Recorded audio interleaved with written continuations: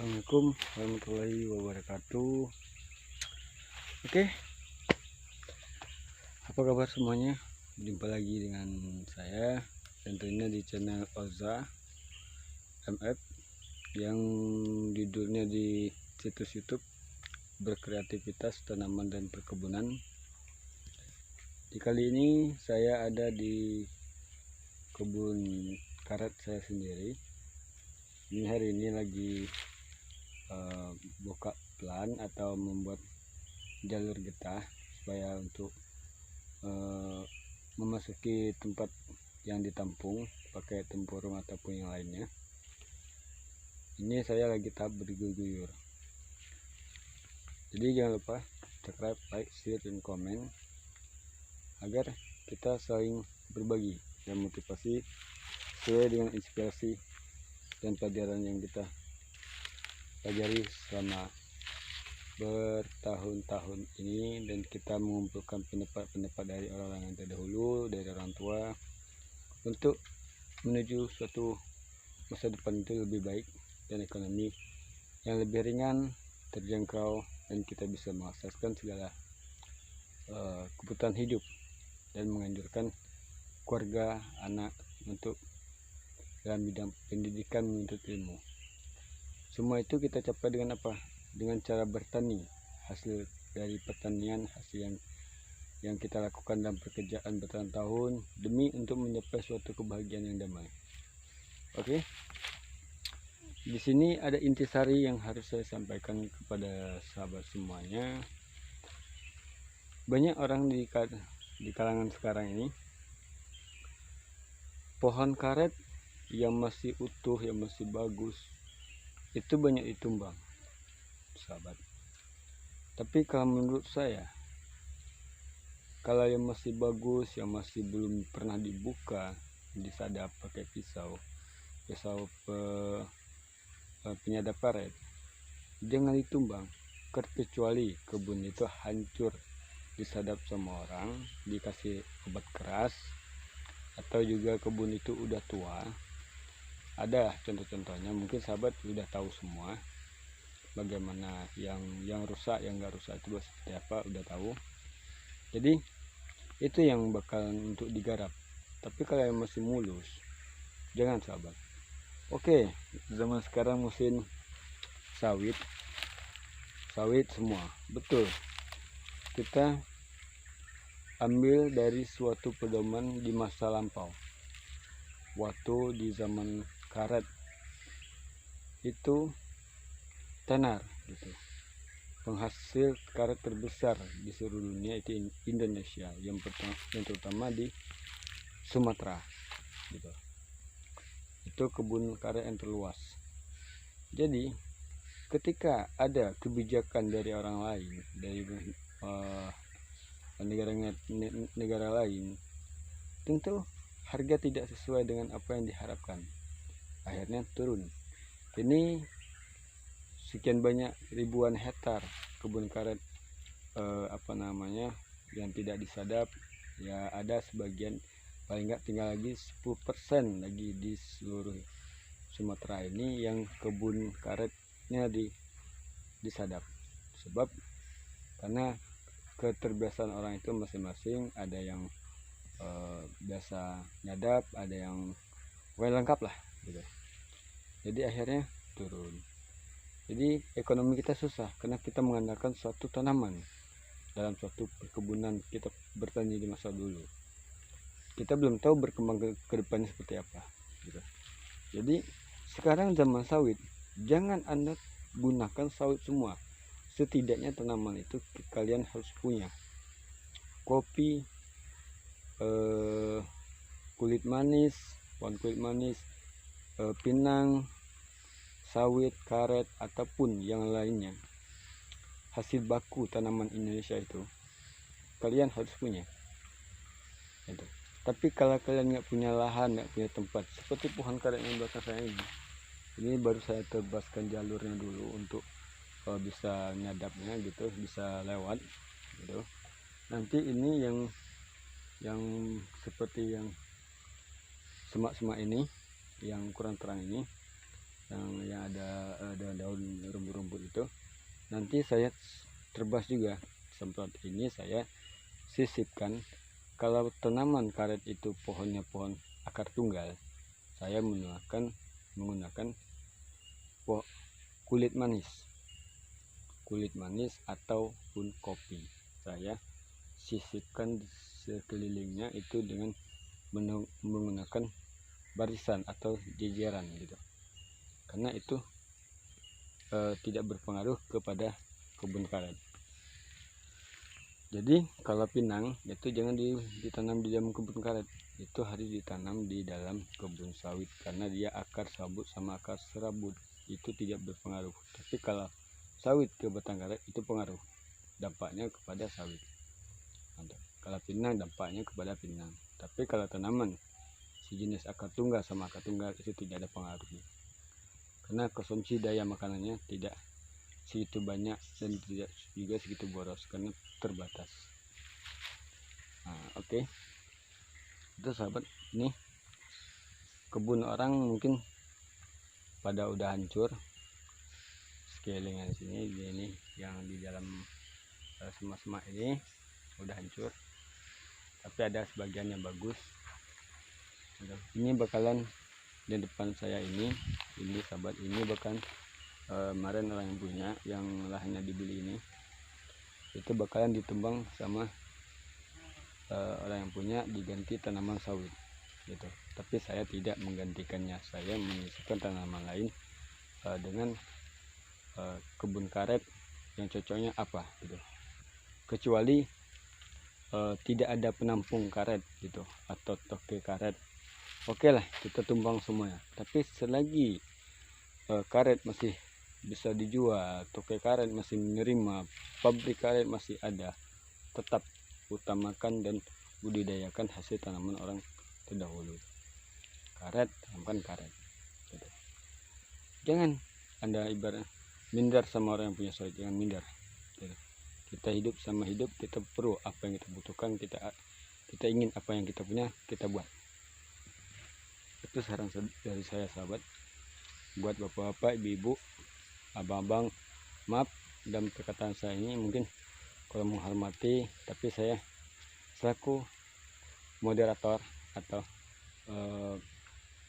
memberi inspirasi dan perkataan, menyampaikan sesuatu nasihat ilmu itu harus didasari dengan hati. Penyampaiannya ya segitu adanya, tidak berlebih, tidak berkurang. Oke.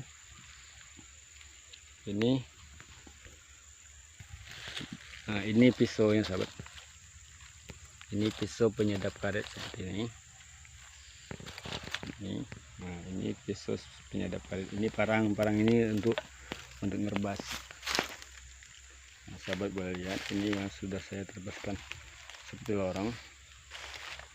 Lihat juga ini, lihat ini bos, masih mulus. Karet seperti ini jangan ditumbang, entah nyesal.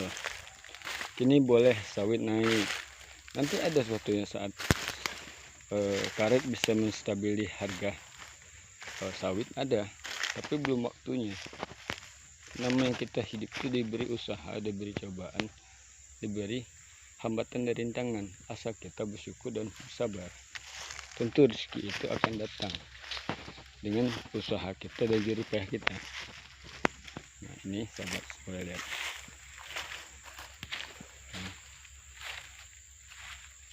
Tuh yang ada kawat berduri ini batas sama orang yang sebelah sana.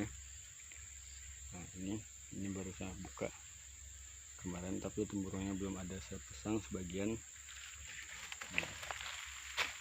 Ini masih mulus. Ini tidak pernah saya kasih sama orang lain menyadapnya, kecuali saya, kadang ibu saya, kadang abang saya menyadapnya. Habis Senin ditinggalin nggak disadap, makanya ini masih mulus gitu. Ini nanti bakal disemprot, disisipkan tanaman lain itu yang masih dipolybagkan dulu, disemai di dalam pot di belakang rumah. Kopi kemarin udah saya semai, udah besar, tinggal mindahin ke sini lagi. Nah, ini sahabat, ini kalau bagi saya, kecuali pohon karetnya udah batangnya jarang-jarang, itu boleh ditumbang, disisip tanaman. Ya kalau pengen punya sawit, karena nggak punya sawit, tanamkan sawit, nggak apa-apa, asal kalau pohon karetnya nggak ada lagi, udah jarang gitu. Ntar saya tunjukin ya pohon karet yang udah rusak, sengaja dirusakin, yang udah rusak, yang masih muda umurnya karet itu terbentuk karet yang udah puluhan. Sedikit. Ini dalam kebun saya ini ada jalan beton, jalan dan setapak jalan yang dipakai coran semen sepanjang 2 kilo lebih sampai ke jembatan nanti. Nah, makanya saya tidak mau menyumbangi. Nah, ini sahabat, coba boleh lihat, ini nggak ada getahnya lagi sahabat, lateksnya nggak ada lagi, makanya dibuat seperti ini. Tuh yang udah disadap pelannya, pelan untuk menyedap karet itu, getahnya bukan bagian bawah tapi udah naikin bagian atas, nggak miring ke bawah. Ini dia udah ganti tanaman sawit, karena lihat orang tanaman sawit, sekarang dia nanam sawit, jadi dia rela pohon karetnya dibuat seperti itu. Dan juga pohon karetnya pun udah rusak juga, karena dia sering untuk press mempres latex atau getah yang di dalam pohon itu, sering dipres pakai obat-obat keras gitu. Nah, lihat sahabat, ini udah mulai bubuk. Nah, lihat, dia menanam sawit tapi seperti ini. Nah, lihat sahabat, itu kuning, itu efek dari disemprot sekeliling itu, bukannya dibersihkan dulu, dicopotin rumputnya agak 1 meteran sekelilingnya baru disemprot, bukan seperti itu. Dia disemprot seperti ini, otomatis seperti itu.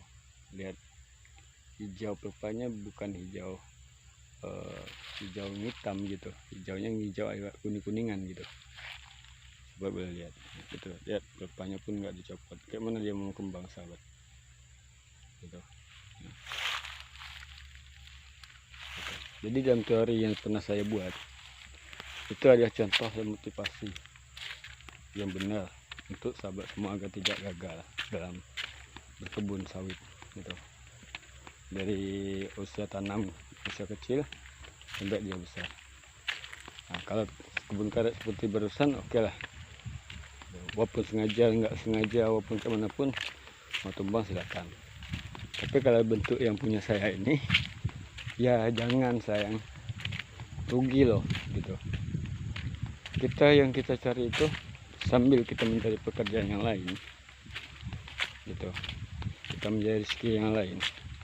Karet kalau disadap sama orang harga agak lumayan maupun nggak lumayan, ada juga hasil yang kita terima. Sawit kayak gitu juga gitu. Kita punya sawit nggak banyak tapi dikit ada, tapi terurus, dapat juga. Jadi untuk penopang kehidupan kita dalam rumah tangga bersama istri dan anak gitu. Nah, ada satu lagi, ini sahabat sebelah saya ini lain lagi orang yang punya. Nah, itu udah jarang-jarang sahabat batangnya, ini banyak nggak terang gitu, banyak kayu-kayu, pohon rumput-rumput. Nah, itu sahabat pohon yang karetnya itu kalau ditumbang nggak apa-apa gitu, disisipkan dengan yang lain, atau disisipkan dulu, diterbas bagus-bagus gitu kan, sambil memetik hasil karetnya. Menjelang dia rubuh, kita bisa memetik hasil karetnya, kita beras getahnya dulu, itu nggak apa-apa, karena satu batang lah jarang, kedua udah rusak, ketiga ya banyak lah efek lainnya gitu. Tapi kalau bentuk yang punya saya ini jangan sahabat, sayang banget. Ini baru bukaan pelatnya baru sebelah, baru habis. Ini udah lama nggak disadap, udah 2-3 tahunan, 4 tahun lebih ini nggak disadap gitu. Yang belakangnya masih mulus, coba lihat sendiri, ini masih mulus gitu. Nah ini nggak bakal saya tumbang, nggak saya ganti sawit, saya tetap pohon karet ini saja. Setidaknya pohon karet saya punya, sawit saya punya, kopi saya punya, kebun kulit manis saya punya, buah pinang saya sisipkan dengan pohon sawit. Nah, jadi itu sahabat, kalau bisa sahabat jangan sampai itu terjadi. Kenapa? Anda semua sudah payah bertahun-tahun bikin kebun gitu, karena dalam keadaan perubahan masa gitu, pergantian tanaman, akhirnya kalian tergiur dengan tanaman yang baru. Kalau bisa cari tanah kosong atau beli atau untuk nanam lahan sawit. Atau kalau masih utuh karetnya jangan ditumbang, atau kopi ataupun yang lain sebagainya jangan. Itu ada masanya gitu. Tidak semua yang kita tanam itu harganya akan jauh lebih bawah, bukan. Suatu saat dia pasti akan meningkat gitu. Ketika meningkat, jangan Anda sia-siakan, jangan Anda poya-poya buat untuk persiapan dan tabungan, karena itu untuk persiapan di saat keadaan suasana ekonomi terjepit ya.